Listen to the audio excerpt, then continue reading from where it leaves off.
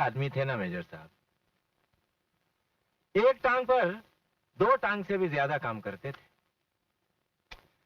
मेरे को उनके मरने का बड़ा दुख हुआ है। वो मरे नहीं है, उन्हें मारा गया है। मालूम मेरे को, सब मालूम।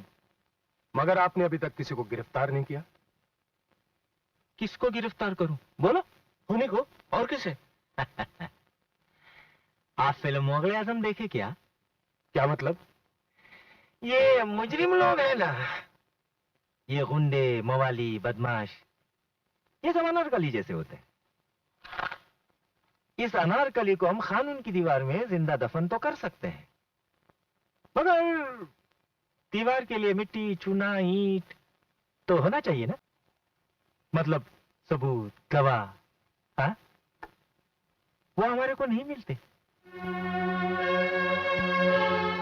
बस्ती वाले हराम के सब डरते हैं। कोई भी कोर्ट में खड़ा होकर अपना मुंह नहीं खोलता। अब मुंह कोई बाटली का ढक्कन तो है नहीं कि ओपनर लगाया और खुल गया। आप सब समझ रहे हैं ना मेरी बात? इसका मतलब यह है कि तुम कुछ नहीं कर सकते। काय को नहीं कर सकते वो? एक मजबूत गवाह मेरे को मिल जाएगा ना, फिर देखो मैं क्या करता हूँ। खैर, ये बताओ आप लोग क्या पियोगे, चाय के ठंडा? कुछ नहीं। हम फिर आएंगे। आना, हाँ आना।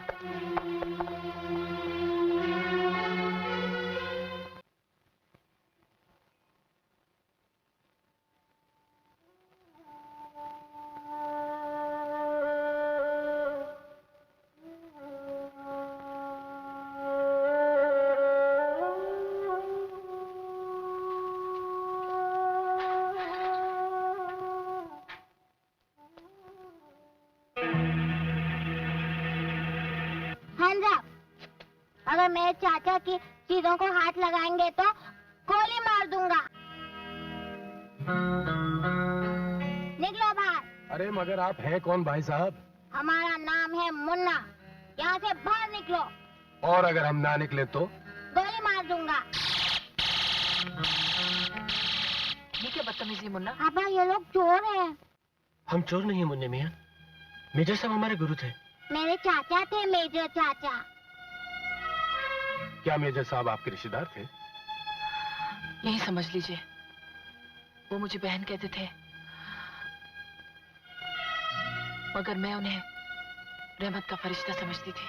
क्या आप जानती हैं उनका खून किसने किया है? काश मुझे मालूम होता, मैं उस शैतान की जान ले लेती। क्या बस्ती में उनका कोई दुश्मन था? फरिश्तों के भी कोई दुश्मन हुआ करते हैं। क्या उनका झगड़ा हुआ था किसी से?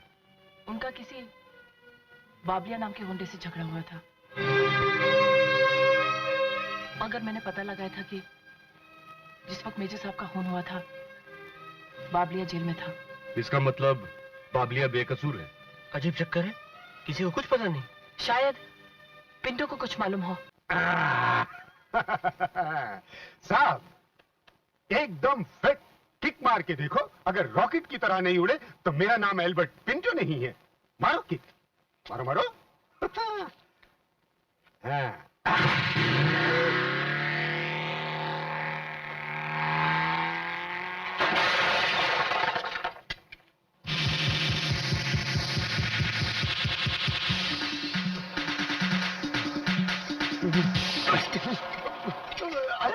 तुम्हारा नाम पिंटो है ना? जी हाँ, पिंटो, एल्बर्ट पिंटो, जिसे गुस्सा कभी नहीं आता। ये मैकेनिक जिस हाथ गाड़ी को हाथ लगा दे, मोटर गाड़ी बन के दौड़ जाती है। अरे पिंटो, हाँ? तुम मेजर आनंद के गैराज में काम करते थे ना? हाँ बिल्कुल करता था, इसीलिए तो गाड़ी चलता। कौन मेजर आनंद? मैं नहीं जानता, मैं किसी मेजर आनंद को नहीं जानता। माँ कसम, अपन किसी मेजर आनंद को नहीं जानता। तुम सब जानते हो, चलो मेरे साथ। नहीं, चलो। नहीं नहीं, पुलिस वाले मेरा सारा नट बोल्ट ढीला कर देंगे। मैं किसी को नहीं जानता, मैं किसी मेजर आनंद को नहीं जानता। अरे पिंटो, मैं पुलिस वाला नहीं हूँ। मेजर आनंद मेरे गुरु थे। मैं कातिल को ढूंढने आया हूँ, उसका पता लगाने आया हूँ। चलो, गैरेज खुल गया है, चलो। क्या गैरेज खुल गया? हाँ चलो। सच्ची? तो फिर चलो। पिंटो, हाँ? तुम्हें पता नहीं कि मेजर साहब का खून किसने किया है? नहीं साहब, वो टाइम पे अपन अस्पताल में था। बावलिया ने मार मार के अपना इंजन डाउन कर दिया था साहब। तुमने पता करने की कोशिश नहीं की? मैंने बहुत कोशिश की साहब, मैंने बस्ती के एक एक आदमी से पूछा, मगर उन सब के कार्बोरेटर में कचरा अटक गया है, कोई स्टार्ट ही नहीं लेता। हाँ, अगर आप जाकर पूछें तो शायद कोई बता दे। क्या आप मेजर साहब को जानते थे? आइए जीवा, इस बस्ती में कौन है ऐसा आदमी जी जिसको हम नहीं जानता? फिर तो आप ये भी जानते होंगे कि उनका खून किसने किया। क्या बात करते हो मियाँ? खूनी का पता होता तो क्या पुलिस को नहीं बता देता? क्या यहाँ मेजर साहब का कोई दुश्मन था? जानता हूँ, सब कुछ जानता हूँ, लेकिन मैं बताऊंगा नहीं। इस बस्ती में जुबान खोलने की कीमत जानते हो? देखो, ये देखो, ये मेरे इकलौते बेटे की तस्वीर है।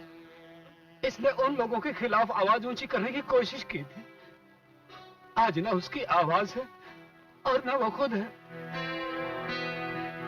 आज तस्वीर बनकर इस दीवार पर लटका हुआ है। बाबू, ये मेरी बहू है, देखो इसे बाबू। इसके हाथों में आज भी मेहंदी का रंग बाकी है, मगर इसकी जिंदगी में कोई रंग नहीं है बाबू, कोई रंग नहीं है। बाबू, चले जाइए यहाँ से और हम बस्ती वालों पे रहम कीजिए। चले जाओ बाबू, चले जाओ, जाओ।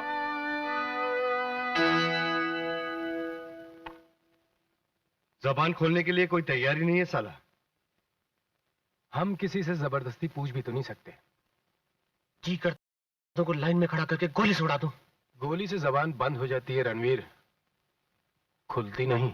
लगता है जबान खुलवाने के लिए अब कोई नया तरीका इस्तेमाल करना पड़ेगा।